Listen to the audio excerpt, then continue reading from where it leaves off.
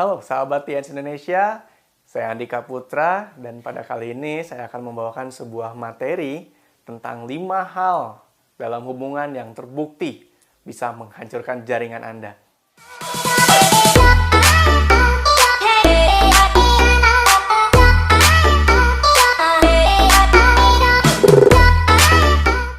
Materi ini saya bawakan bukan karena saya paling hebat dalam membina hubungan, tapi justru 5 hal ini yang terjadi di grup saya. Saya sudah lebih dari 12 tahun di TNS, dan 5 hal ini sangat-sangat merusak. Sehingga harapannya adalah di saat saya bisa share 5 hal ini tidak perlu terjadi sama Anda, jadi cukup terjadi di grup saya aja, dan Anda tidak perlu mengalami hal ini. Kalau Anda orang baru, Anda member baru, dan menonton video ini, beruntunglah Anda karena Anda bisa mengetahui hal ini sebelum terjadi pada grup Anda. Atau bahkan Anda bisa mencegahnya sebelum ini terjadi di grup Anda dan menghancurkan jaringan yang sudah Anda bangun. Seperti yang kita tahu, yang namanya bisnis MLM, kita membutuhkan jaringan yang luas, jaringan yang tersebar, dan jaringan yang besar tentunya. Sehingga omset kita juga bisa melipat ya secara eksponensial karena dengan banyaknya jumlah jaringan yang kita punya dan bertumbuhnya jaringan kita. Namun, dalam prosesnya, Anda tahu bahwa ini kita membangun sebuah aset. Dan aset yang kita bangun ini bukan aset mati. Bukan aset benda mati, maksud saya. Bukan properti ya, bukan saham atau apapun yang sifatnya benda mati. Tapi aset yang kita bangun ini adalah manusia. Yang dimana manusia ini punya banyak sisi ya, berhubungan dengan emosi dan lain-lain. Sehingga Anda perlu membangun skill bagaimana Anda bisa membangun hubungan dengan manusia, bagaimana Anda mempertajam skill leadership Anda. Dan saya terus belajar hal ini selama 12 tahun di TNS, dan saya belajar banyak dari TNS akan hal ini. Jadi 5 hal ini sangat-sangat penting Anda bisa kuasai dan Anda bisa cegah terjadi di jaringan Anda, sehingga nantinya apa yang Anda bangun tidak akan hancur dengan begitu saja, karena Anda sudah tahu bahwa ini harus dihindari, bahwa ini harus diwaspadai dari awal. Nah, mari kita masuk ke hal nomor 1 ya. Pertama, hal yang paling banyak menghancurkan di jaringan adalah ego. Nah, ego ini hal yang wajar karena manusia punya emosi ya, punya egonya masing-masing. Dan ini biasanya terjadi ya di jaringan manapun, dan bahkan nggak cuma di MLM lah pastinya. Dalam bisnis apapun, ego ini sangat berperan. Anda bisa lihat mau di bisnis apapun yang hubungannya punya partnership ya, ada hubungan partnership di dalamnya, itu pasti ada ego bermain di situ. Dan jangankan bisnis, Anda lihat aja sebuah boy band gitu ya, di saat mereka masih audisi, di saat mereka masih sama-sama miskin, mereka sama-sama merintis karir, mereka sama-sama susah bareng-bareng ya, mereka benar-benar ngerjain semuanya bareng-bareng, susah bareng-bareng. Tapi di saat mereka mulai populer, misalkan, di saat mereka punya fansnya masing-masing, di saat mereka punya powernya masing-masing, mereka sudah terkenal, ya suatu yang wajar mereka punya egonya masing-masing. Dan banyak ya grup terbubarkan ya, grup boyband lah katakanlah, itu terbubarkan akhirnya mereka punya single masing-masing ya, grupnya bubar dan lain-lain karena masalah ego. Dan ini terjadi di jaringan saya juga gitu ya. Jadi pas masih kecil-kecil nih, bintang 4, bintang 5 ya, ayolah kita kemana-mana, ayo bareng ya, kita susah-susah bareng, naik motor bareng.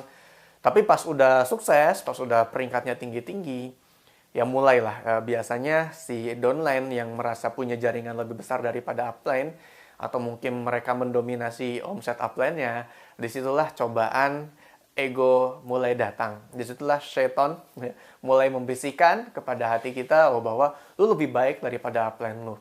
Lu lebih baik daripada downline lu. Mereka nggak akan ada, mereka nggak akan besar kalau bukan karena lu. Jadi di saat si upline-nya memberi saran, ya, memberi masukan, mereka cenderung mungkin menolak, atau mungkin iya-iya aja, tapi pada hatinya menolak sehingga tidak dilakukan, atau mungkin bahkan tidak dipertimbangkan sama sekali. Padahal dulunya dia sama sekali nggak ngerti apa-apa. Padahal dulunya si downline ini, ya mereka belajar semuanya dari upline-nya. Dan di saat prestasinya mungkin ya sebagian downline punya prestasi yang lebih baik daripada upline-nya, mereka terjebak di masalah ego ini karena mereka berpikir bahwa upline saya tidak berkontribusi akan kesuksesan saya. Ini semuanya strategi saya, ini semua kerja keras saya, sehingga ya upline saya kan dapat bonus dari jaringan saya, dari omset saya, maka dia yang diuntungkan. Jadi kenapa saya harus dengerin? Toh peringkat saya lebih tinggi daripada dia. Toh bonusnya lebih besar daripada dia. Nah, disitulah titik mulai ego berperan. Dari pengalaman akhirnya orang yang mementingkan egonya, orang yang besar kepala, orang yang sombong, pada akhirnya bisnisnya juga rontok, jatuh gitu ya. Saya juga pernah di posisi itu. Ya, pada akhirnya seperti itu, dan upline yang sabar ya, mereka tidak akan kok mengajak perang downline-nya gitu ya. Mereka pasti ya aja. Mereka ya ibarat orang tua lah, di saat anaknya sedang wah gitu ya, sukses banget orangnya. Orang tua pasti terus mendoakan, tapi di saat anaknya jatuh, tebaklah. Siapa yang paling pertama mengulurkan tangan? Sudah jelas bukan crossline Anda, tapi sudah bisa dipastikan saat Anda jatuh, orang yang akan pertama kali mengulurkan tangan adalah upline Anda. Jadi, mau di posisi apapun kita, sebagai downline apakah sebagai upline, kita harus mengerti bahwa betul yang namanya manusia punya ego. Justru itulah kenapa kita harus tidak hanya membaca, tapi juga membaca-baca ulang dan menguasai ilmu-ilmu yang ada di buku bagaimana mencari kawan dan mempengaruhi orang lain. Karena buku itu benar-benar bisa menolong kita untuk bisa berhubungan lebih baik dengan manusia. Dan sebenarnya masalah ini tidak hanya akan Anda temui di bisnis ini, ya, di keluarga Anda, ya, sahabat-sahabat Anda, teman-teman Anda, pertemanan Anda, lingkungan kerja Anda, mungkin tempat Anda sekolah. Ini akan sangat-sangat dibutuhkan. Ya, skill membangun hubungan dengan manusia itu sangat-sangat Anda butuhkan, tidak hanya di bisnis MLM, tapi dimanapun. Tapi ya, saya belajar dari sini. Saya belajar dari MLM untuk belajar menaikkan kapabilitas saya, mempertajam leadership saya. Dan bukan berarti saya bukan orang yang nggak punya ego. Saya bicara seperti ini. Bukan berarti saya orang yang paling bisa memanage ego. Bukan berarti ini tidak pernah terjadi jaringan saya. Tapi justru karena ini adalah pengalaman saya pribadi, ya, di jaringan saya dan saya pribadi, makanya saya cerita bagi Anda ya. Makanya Anda yang masih baru nih nonton video ini sangat beruntung, karena Anda nggak perlu dulu mengalami bangun jaringan sampai besar, lalu masalahnya terjadi di grup Anda, salah satu kaki Anda mungkin terjadi perang ego gitu ya, perang pengaruh, sehingga akhirnya grup Anda rontok dengan hal-hal yang sebenarnya tidak penting gitu ya, cuma masalah ego aja. Ya, jadi hati-hati dengan masalah ego ini sangat-sangat berbahaya. Ya, biasanya terjadi nggak di awal. Biasanya kalau awal, tadi saya bilang di awal kan, kalau awal semuanya susah sama-sama. Ya, begitu udah sukses, nah biasanya mereka punya kepentingan masing-masing, ego masing-masing, pandangan masing-masing, dan mulai tidak mau menerima masukan dari orang lain. Mengkritik orang yang sedang di bawah itu sangat-sangat mudah, karena orang yang di bawah itu mudah menerima kritik karena dia butuh banyak masukan untuk naik ke atas. Tapi mengkritik orang yang di atas itu bukan perkara mudah. Mengkritik, memberi masukan, ya, memberi saran, tidak mengkritik, bahkan memberi saran pada orang yang sedang di atas, itu tidak mudah. Dan banyak ya jaringan di saat sudah sama-sama sukses, disinilah ego menghancurkan segalanya. Nah, itu yang pertama. Jadi masalah ego. Nah, kita lanjut masalah yang kedua, yaitu masalah hubungan yang nomor 2 adalah modus. Maksudnya apa? Bisnis ini dibangun atas dasar ketulusan. Ya, memang betul Anda mendapatkan profit, Anda mendapatkan bonus, ya, penghasilan dari omset jaringan Anda. Tapi itu tidak akan terjadi kalau Anda tidak tulus. Nah, banyak ya upline itu tidak tulus membangun downline-nya, tapi mereka modus. Akhirnya downline-nya ngerasa gitu bahwa apapun yang upline-nya sarankan itu sebenarnya bukan buat kepentingan downline-nya. Apapun yang upline-nya sarankan ternyata ini untuk kepentingan si upline.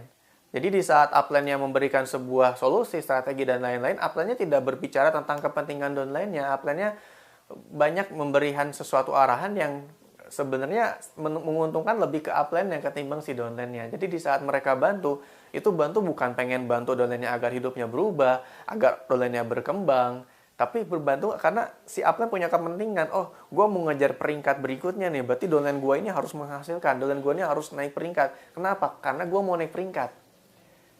Meskipun itu tidak dikatakan, tapi frekuensinya, bahasa tubuhnya itu akan sampai kepada downline kita. Jadi di saat kita membantu downline, ya sebisa mungkin lupakan hal-hal yang bersifat modus. Benar-benar perbesar dulu ketulusan kita. Benar-benar lurusin dulu niat kita bahwa di sini kita sukses, ingin bantu orang lain juga sukses. Di sini kita ingin bantu orang sukses dulu, baru kita yang sukses. Bukan karena kita pengen sukses, makanya dia harus kerja rodi. Bukan karena kita pengen ngejar peringkat tertentu, makanya dia harus mengejar apa yang sebenarnya dia juga nggak tahu apa yang dia kejar. Saya perhatikan upline-upline saya sangat-sangat bisa menunjukkan yang namanya ketulusan. Mereka membantu downline-nya, bahkan saya itu bukan karena mentingin bonusnya, tapi karena mereka benar-benar pengen melihat saya berkembang. Mereka benar-benar bahkan mendukung apapun yang saya lakukan. Bukan secara omset, tapi secara pengembangan pribadi saya. Ya, saya bisa nulis buku, saya bisa melakukan hal yang lain, itu karena upline-upline saya mendukung saya. Sehingga saya bisa berkembang secara pribadi. Dan saya melihat upline saya ini memang bantu saya bukan cuma karena omset saya besar mereka dapat bonusnya. Bahkan kita tahu ya, kita sama-sama tahu ya kalau misalkan upline bantu cuma satu kaki pun kan itu mereka nggak dapat semua bonusnya. Mereka harus punya jalur-jalur berikutnya kan untuk pairing dan lain-lain. Tapi Anda tahu bahwa upline-upline saya itu bantu saya itu bukan karena hal tersebut. Tapi karena ya ini downline dan downline harus dibantu. Oh, kaki besar seperti apa?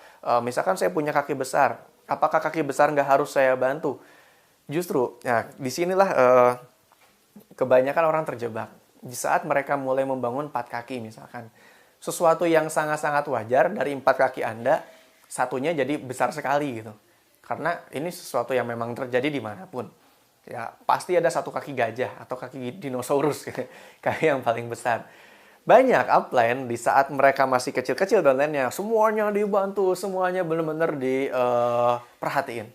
Tapi begitu ada yang besar, wah mulai menyaingi peringkatnya, motong bonusnya atau apapun itu, mulailah dia waspada. Wah, bahaya nih.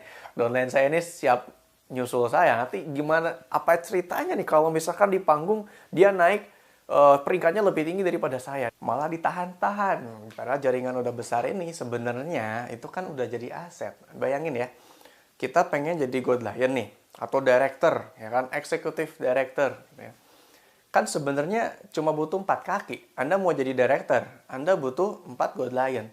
Anda mau jadi executive director, Anda butuh 4 kaki director.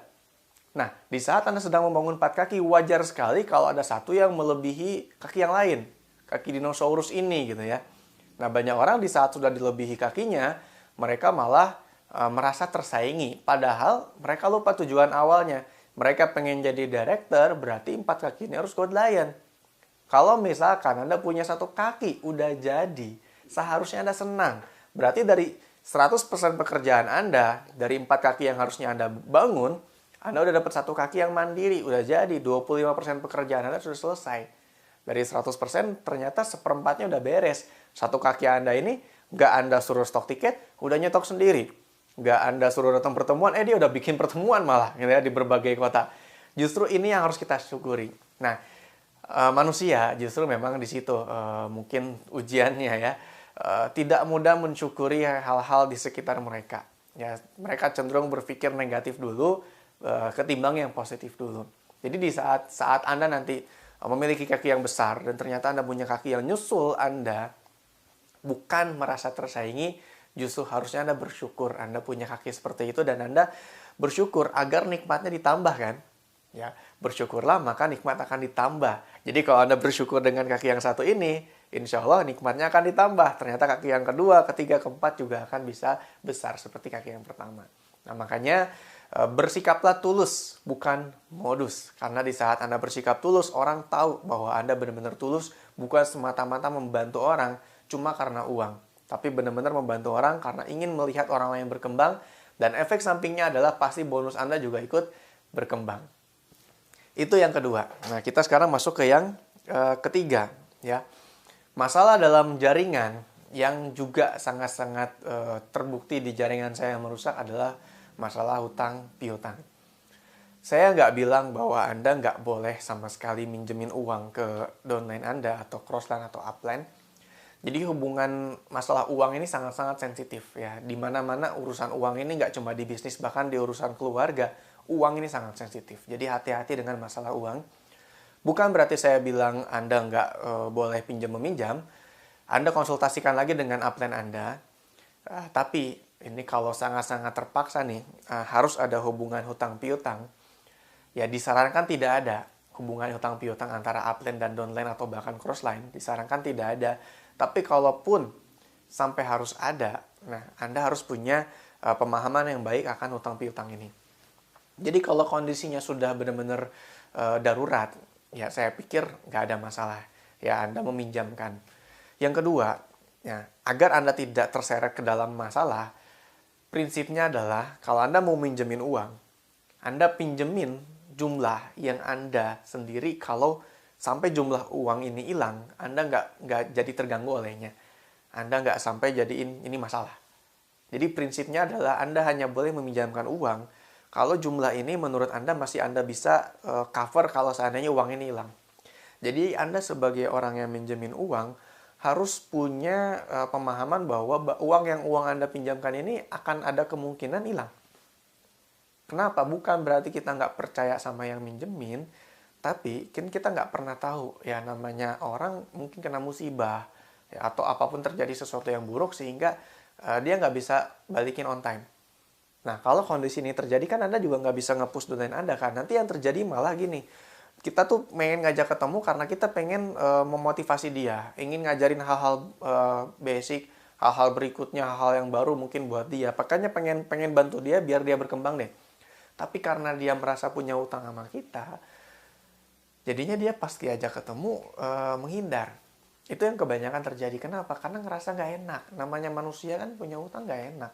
Jadi begitu kita pinjemin terus dia punya utang, bukannya malah dia lebih dekat sama kita, malah dia menjauh dari kita, malah lebih jauh. Kenapa? Bukan dia mau menjauh sebenarnya, cuma dia nggak enak. Mungkin dia pengen ketemunya pas utangnya udah lunas. Tapi kenyataannya pas kita nggak ketemu dia, kita nggak bisa bantu dia, malah grupnya nggak berkembang, bisnisnya nggak berkembang, yang malah penghasilannya nggak berkembang, malah nggak balik juga kan. Niat kita baik, tapi malah dia rugi, kita rugi. Nah, jadi kalau misalkan Anda menggunakan hubungan hutang piutang ya di jaringan, maksudnya menerapkan hubungan ini ada efek jangka panjang yang mungkin akan tidak baik karena di grup saya sudah terjadi. Jadi malah banyak hilang. Udah orangnya hilang, uangnya hilang pula. Gitu ya. Jadi ya nggak semua seperti ini ya. Ada orang-orang yang terbuka juga, ada orang-orang yang punya utang tapi tetap mau ketemu, terbuka menjelaskan ya. Orang-orang seperti itu banyak yang baik. Tapi juga ada orang yang mungkin juga baik, tapi sikapnya mungkin saat itu terlalu takut, kaku, sehingga ya mereka sebenarnya pengen balikin tapi nggak enakan gitu lah. Banyak orang-orang kan yang nggak enakan, jadi akhirnya malah jadi nggak balik gitu ya. Nah hubungannya malah jadi rusak deh gara-gara urusan uang gitu ya. Jadi hati-hati sekali dengan urusan ini. Ya, jadi prinsipnya adalah kalau memang terpaksa dan Anda harus minjemin, oke lah terpaksa, tapi jumlah ini harus jumlah yang Anda sanggup. Misalkan orangnya minjemnya 5 juta. Lalu Anda merasa 5 juta ini buat Anda juga sangat-sangat berharga dan Anda nggak bisa nih semuanya Anda kasih 5 juta gitu ya. Tapi Anda mungkin pengen bantu gitu ya. Oke lah, Anda lihat keuangan Anda dan ternyata oke lah kalau saya bantu 1 juta mungkin masih oke lah kalaupun sampai nggak balik. Oke lah Anda keluarkan itu dan Anda jangan sekalipun berharap itu balik gitu. Karena kalau Anda punya harapan seperti itu Anda akan tersiksa. Ya, jadi ikhlas karena ngebantu aja. Nah, insya Allah kalau misalkan Anda keluarkan jumlah yang Anda tidak terganggu dengan itu, bisnis Anda tidak akan terganggu, secara mental juga Anda tidak terganggu, keuangan Anda tidak terganggu, dan Anda nggak stres mikirin piutang. Gitu. Anda bisa tetap fokus ke kerjaan Anda, ke jaringan Anda, ke bisnis Anda, sehingga Anda bisa tidak terganggu performanya cuma karena masalah ini. Gitu ya. Jadi itu masalah berikutnya, hati-hati dengan hutang piutang. Sekarang kita masuk ke masalah keempat. Ya, masalah keempat adalah persepsi negatif. Jauhi 3D ya. Dendam, dengki, dongkol. Kenapa? Karena setan selalu membisikkan kita 3 hal ini ya. Sombong, dendam, dengki, dongkol. Pokoknya prinsipnya adalah susah lihat orang senang, senang lihat orang susah. Nah, itu prinsip setan. Jadi hati-hati dengan persepsi negatif. Kenapa? Karena kalau udah bicara ego, tadi balik lagi nomor 1 ego, ini akan muncul juga yang namanya persepsi. Persepsi ini adalah bayangan kita terhadap sikap seseorang yang sebenarnya kita juga nggak tahu sebenarnya itu bukan sih isi pikiran dia. Persepsi itu kan pikiran kita terhadap orang lain, yang sebenarnya namanya pikiran kita bisa benar atau bisa salah. Kadang kita ngejudge orang dengan mudah gitu. Kadang kita nggak tahu ada apa di baliknya ceritanya, terus kita punya persepsi negatif. Nah, seringkali di antara jaringan upline dan downline ini terjadi. Ya, terutama kalau udah disulut yang namanya ego gitu ya. Jadi persepsinya sudah mulai negatif. Begitu sih downline-nya nggak konsultasi gitu ya, upline-nya langsung baper. Wah, langsung punya persepsi negatif. Nih, downline udah nggak teachable lagi. Nih, downline udah ini, bla bla bla. Begitu sih upline-nya mungkin ya agak keras dikit, downline-nya punya persepsi negatif. Nah, upline gue ini giliran ngejar goal dia aja ya, oh langsung dia turun ke gua. Dia nggak punya goal aja, dia nggak ngurusin gua, bla bla bla. Persepsinya selalu negatif. Padahal kan kita nggak tahu bahwa segala sesuatu yang terjadi mungkin tidak seperti apa yang kita pikirkan, tapi kita nggak nanya gitu. Nah, itulah hubungan komunikasi yang tidak baik. Itu rentan sekali menjadi masalah. Makanya keterbukaan itu hal yang paling penting dalam hubungan upline dan downline. Ya tidak hanya upline downline, Anda sama suami istri juga sama kan. Itu terjadi. Jadi suami istri kalau persepsinya negatif gimana ya gitu ya. Suaminya pulang dari kantor terus ada merah-merah di kemeja. Istrinya punya persepsi apa? Lipstick siapa ini ya? Padahal kan yang merah itu belum tentu lipstick. Kalaupun lipstick mungkin bukan karena itu gitu ya. Ya mungkin hal-hal yang lain, mungkin dijalin sama temennya atau apa. Kan persepsi. Kalau nggak ditanya kan nggak jadi clear ya gitu ya. Jadi karena nggak nanya itulah, nggak nanya, nggak konfirmasi, jadinya buyar, bias gitu kan kemana-mana. Nah ini banyak terjadi di jaringan saya. Jadi si downline saya ini konsultasi, ngobrol, bla bla bla. Oh tahu nggak si downline ini gini gini gini gini, sikapnya gini gini. Ya pertanyaan saya kan tinggal, lu itu persepsi atau emang udah konfirmasi, tanya orangnya dan benar seperti itu. Kebanyakan ya menurut gua, dari yang gua lihat. Nah, itulah kalimat-kalimat menurut gua, pemikiran gua, apa yang gua lihat, ya gua rasa. Nah, itu kan kalimat-kalimat persepsi yang cenderung negatif. Nah, jadi Anda perlu hindari persepsi negatif. Kalau Anda mengalami sesuatu yang gak enak nih, entah itu sama downline, upline, atau bahkan crossline, simple, jangan sekalipun bersangka negatif, punya persepsi negatif, tanya dulu, konfirmasi dulu, baru Anda bisa punya pemahaman akan hal itu. Karena ini sangat-sangat merusak ya. Jadi hati-hati dengan yang nomor 4 ini. Yang kelima ya, masalah hubungan apa? Cinta. Oh, maksudnya apa? Nggak boleh macarin downline, nggak boleh nikah sama downline. Bukan. Ya, itu cinta yang dua arah. Nah, yang bahaya adalah cinta segitiga, segi 4, segi 5, segi 6, bahkan segi seterusnya. Ya, ini si upline playboy ceritanya ya. Apalagi terjadi di jaringan anak muda. Ini hati-hati sekali. Anak muda ini kan sedang ganas-ganas gitu.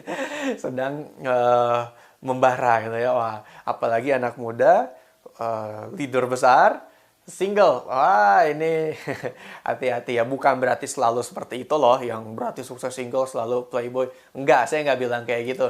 Tapi sangat-sangat wajar sekali di saat ya ada anak muda dari latar belakang susah, berjuang, akhirnya sukses. Dan ya apalagi yang dia cari kan. Ya namanya pria mungkin harta, tahta, wanita kan gitu ya. Harta udah ada, posisi udah ada. Mereka butuh pendamping hidup. Ya biasanya mereka cari dari jaringan juga kan. Kalau jaringan cantik, upline-nya ya nikah sama downline ya nggak masalah. Tapi yang terjadi gimana? Ya dia deketin downline yang kaki A, mau kedalaman A, terus dia juga deketin kedalaman yang dari kaki B, dia juga deketin downline kaki C, downline kaki D, semuanya dipacarin. Oh, luar biasa gitu ya. Udah dipacarin, nggak lihat lawan jenis pula. Ya, jadi semua dipacarin per kaki gitu kan. Yang ini dia deket, yang ini deket. Nanti dia pilih aja lah. Namanya juga hukum Pareto, dia bilang gitu ya. Dari 10, 2 nyantol. Itu yang menghancurkan jaringan dan ini terjadi ya. Jadi downline-downline-nya dipacarin. Mending kalau cuma satu. Ini bisa lebih dari satu ya, karena mungkin itu terinspirasi oleh hukum Pareto. Ini bahaya ya, hubungan cinta antar crossline pun ya itu juga cukup berbahaya. Ya, jadi si upline ini karena merasa punya posisi, downline-nya dipacarin tapi nggak cuma satu ya. Oh, beraninya main di kandang gitu ya, nggak berani main di luar karena di Tiansi dia punya posisi ya, punya peringkat, punya bonus yang memang besar ya, downline-nya kan tahu gitu ya. Jadi pakai postur sebagai upline. Nah, ini sangat-sangat berbahaya. Jadi bagi Anda yang anak muda, bahkan mungkin yang sudah tidak lagi muda, sudah punya istri, ini pun juga berbahaya ya.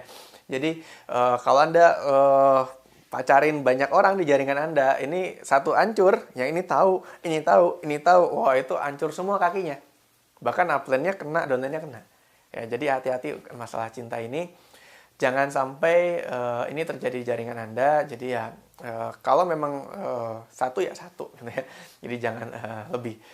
Itu 5 masalah yang terjadi di grup saya. Semoga dari 5 hal ini yang kita alami, Anda tidak perlu mengalaminya. Semoga ini jadi hal yang positif buat Anda, bisa membantu Anda membangun jaringan Anda lebih kuat, lebih solid, dan tentunya Anda bisa mencapai semua impian Anda. Saya Andika Putra, terima kasih, sampai jumpa di webinar TH Indonesia berikutnya. Sukses buat Anda semua.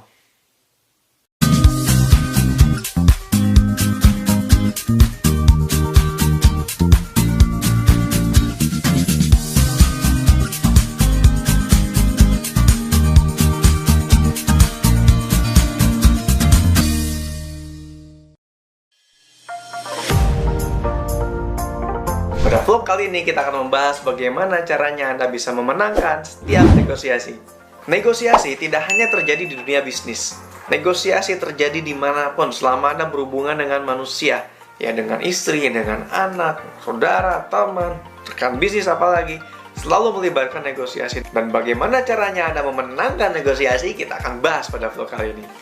Oke, sebelum Anda bicara soal negosiasi, Anda harus paham dulu bahwa manusia punya kebutuhan yang sama. Manusia punya kebutuhan untuk apa? Survive. Manusia punya kebutuhan untuk mengejar pleasure. Manusia punya kebutuhan untuk menghindari pain. Anda harus sadar bahwa sifat manusia adalah memikirkan dirinya sendiri. So, di dalam negosiasi atau dalam menjual produk apapun, di saat Anda bercerita hanya tentang Anda, besarnya perusahaan Anda, bagusnya produk Anda, tapi Anda tidak menyentuh sisi need dari calon customer Anda tidak melihat apa kebutuhan dia dan apa yang dia inginkan, Anda akan gagal dalam negosiasi Anda. Coba Anda bayangkan seseorang yang menjual suatu produk kepada Anda tapi berbicara tentang perusahaannya, tentang produknya, tentang betapa hebatnya dia menjual. Emang Anda peduli? Sedangkan Anda ketemu dengan seorang salesman yang berbicara tentang Anda, seseorang yang berbicara tentang mobil apa yang Anda butuhkan. Oke, mobil yang Anda jual paling canggih, paling mahal. Tapi kalau memang mereka butuh mobil yang untuk keluarga besar, sedangkan yang Anda jual mobil sport, apakah mereka akan beli meskipun punya uangnya? No. Orang yang punya uang sekalipun, kalau butuh mobil keluarga, dia akan tetap beli mobil keluarga. Kenapa? Bicara kebutuhan. Dan banyak orang lupa. Terlalu fokus terhadap spesifikasi, terlalu fokus terhadap hal yang canggih, terlalu fokus terhadap hal yang tidak diperlukan. Setiap otak kita memproses sebuah informasi itu membakar kalori, dan sebagian orang menyia-nyiakan kalori calon customernya dengan memberikan informasi yang mereka tidak butuhkan. 3 magic things ketika Anda menjual adalah apa yang Anda tawarkan, bagaimana produk yang Anda tawarkan atau jasa yang Anda tawarkan bisa menjadi solusi dari masalah mereka, dan yang ketiga, bagaimana cara mereka bisa membelinya dari Anda. 3 kerangka utama ini aja, jika itu sudah ada dalam penawaran Anda, itu sudah lebih dari cukup. Kenapa? Karena customer tidak mau membakar kalorinya lebih banyak hanya untuk memproses informasi yang jauh lebih ribet. Dulu, Apple itu punya sales page, punya script konten iklan, itu sebanyak 9 halaman. Dan semenjak Steve Jobs berpikir berbeda, 9 halaman berubah hanya dalam 2 kata, dalam sebuah billboard besar. Apa 2 kata tersebut? Think different. So, Steve Jobs ingin menyampaikan bahwa Apple adalah untuk orang-orang yang ingin berpikir berbeda, tampil berbeda, menyelesaikan masalah dengan sesuatu yang berbeda, punya sebuah solusi yang berbeda. Berbeda dari apa yang orang lain punya, berbeda dari apa yang orang lain lakukan, dan mendapatkan hasil yang berbeda pula. Dan itulah kenapa Apple menjadi salah satu brand terbaik saat ini di dunia, karena Apple bisa think different, membuat simpel sesuatu yang rumit dan benar-benar fokus straight to the point apa yang customer mereka butuhkan. Customer mereka butuhkan sesuatu yang berbeda, cara menyelesaikan permasalahan dengan cara yang berbeda. Makanya Anda bisa lihat bahwa apapun inovasi yang Apple lakukan diikuti oleh kompetitornya. Kenapa? Karena mereka always think different, dan mereka berpikir bahwa customer mereka butuhnya apa.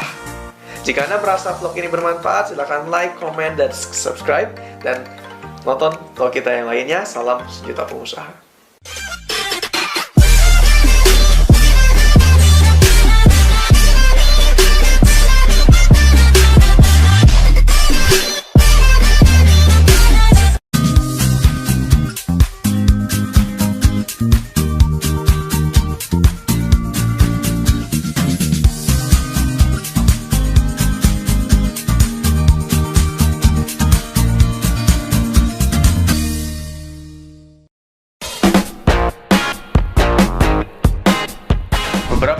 lalu saya ke Jakarta. Saya orang Bandung, saya ke Jakarta, dan seperti biasa ya, orang Bandung yang nggak terlalu banyak gedung kayak Jakarta ya. Begitu nyetir di Jakarta, lihat banyak pemandangan yang isinya gedung, mata saya tertuju pada gedung-gedung yang bangunannya berbeda dari yang lain. Padahal sebenarnya itu bukan gedung yang paling mahal juga gitu. Mungkin gedung yang modelnya biasa itu mungkin materialnya lebih baik, tapi saya tertuju terhadap sesuatu yang berbeda. Nah, banyak orang itu fokus hanya menjadi sesuatu yang standar, sesuatu yang biasa, tanpa mereka berpikir bahwa mereka bisa think different and act different and get the different result. Sebagian orang berpikir ya bahwa hidup itu normal, ya normal, nggak bisa jadi orang yang di atas normal. Sebagian orang berpikir bahwa normal itu bahwa ya kita bangun pagi, sarapan, mandi, siap-siap, berangkat kerja, pakai motor, menghadapi kemacetan jalan yang sama setiap harinya, kerja, jam 12 istirahat, jam 1 pulang lagi kerja lagi, sore pulang jam 5, berangkat menuju rumah, di jalan yang sama, macet yang sama, nyampe rumah malam, nonton sebentar, tidur, bangun pagi, dan seterusnya. Punya waktu hanya di Sabtu atau Minggu aja sebagian. Itu normal. So, ini 2018. Ini adalah saatnya kita berpikir untuk tidak lagi menjadi normal, untuk melakukan sesuatu yang luar biasa. Jika kita melakukan apa yang orang lain tidak lakukan, kita akan mendapatkan apa yang orang lain tidak dapatkan. Kalau Anda bisa kerja lebih keras, Anda akan dapatkan hasil lebih besar. Anda kerja lebih cerdas, Anda dapatkan hasil lebih cepat. Anda ibadah lebih banyak, Anda dapatkan pahala lebih banyak, keridhaan lebih banyak. Anda lakukan lebih baik, Anda akan dapatkan hasil yang lebih baik. Lalu kenapa kita harus lakukan apa yang orang lain lakukan? Seekor anak unta bertanya pada ibunya, "Bu, kita ini unta. Saya pengen tanya, Bu. Kita ini punya beberapa perbedaan. Bulu mata kita, Bu, itu panjang banget dan kelopak mata kita tebal. Kenapa?" Ibunya menjawab dengan bangga, "Ya itulah, kamu harus bangga jadi anak unta. Karena dengan bulu mata yang tebal dan kelopak yang tebal, kita bisa berjalan di pasir dengan kondisi apapun. Dengan kondisi badai pun kita tetap bisa bertahan berjalan." Oh gitu, Bu ya, berarti keren ya. Terus kenapa kuku kita ini satu dan kuat dan tebal ya, Bu ya? Kalau yang lain saya lihat kukunya banyak, jarinya banyak. Justru itu, nah, kaki kita, kuku kita itu memungkinkan kita untuk jalan di gurun pasir yang panas tanpa harus merasa kesakitan. Oh gitu, Bu. Lalu, Bu, ini punuk kita ini ada benjolan. Ini apa, Bu? Itu dia, nak. Kita adalah hewan yang bisa berjalan jauh dan hanya butuh beberapa kali minum karena kita bisa menyimpan cadangan air kita di punuk kita. Jadi kita bisa berjalan di gurun yang tandus tanpa kehausan. Kita keren banget ya, Bu ya. Iya, jadi kamu harus bangga lahir sebagai anak unta. Dan pertanyaan anaknya terakhir itu membuat ibunya kaget. Anaknya bilang, "Kalau kita sehebat itu, Bu, kenapa kita dari dulu sampai sekarang di kebun binatang?" Sadarkah bahwa kita ini sebenarnya luar biasa? Anda luar biasa. Anda punya banyak hal ya yang lebih dari orang lain. Oke, mungkin orang lain punya kelebihan daripada Anda, tapi Anda juga punya sesuatu yang orang lain nggak punya. Kenapa Anda harus berada di tempat yang biasa aja? Orang bisa sukses itu tidak hanya karena usahanya, tapi juga karena lingkungan. Faktor lingkungan itu sangat membentuk. Sukses kita itu ditentukan oleh apa yang kita lakukan, apa kebiasaan kita, dan bagaimana karakter kita. Dan suka nggak suka, karakter kita itu dibentuk oleh kebiasaan kita, tindakan kita yang berawal semua dari pikiran kita. Dan parahnya, pikiran kita dipengaruhi oleh lingkungan kita. Seringkali mereka berpikir tidak bisa sukses. Kenapa? Karena lingkungan mereka orang-orang biasa saja. Mereka nggak pernah lihat orang-orang sukses itu hidupnya seperti apa. Oke, bisa mungkin tapi di sinetron, dan mereka bilang itu settingan. Mereka nggak punya teman yang sukses.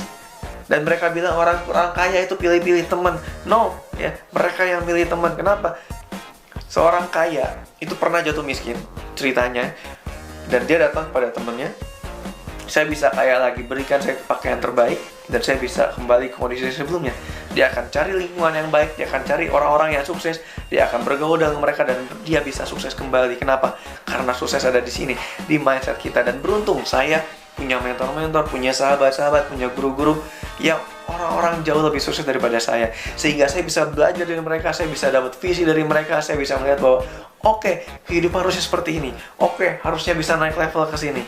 Saya tidak diizinkan untuk puas dengan keadaan saya sekarang dan terlena di zona nyaman, selalu create something new.